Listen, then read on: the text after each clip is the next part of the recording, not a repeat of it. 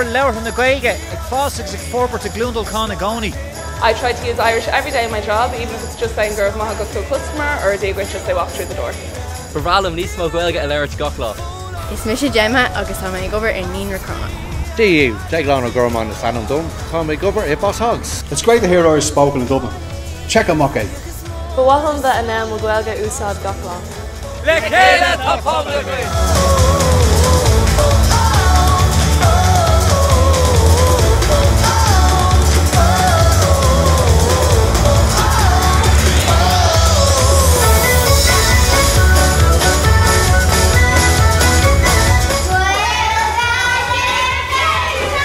Craig Cantor, Ian Fubble.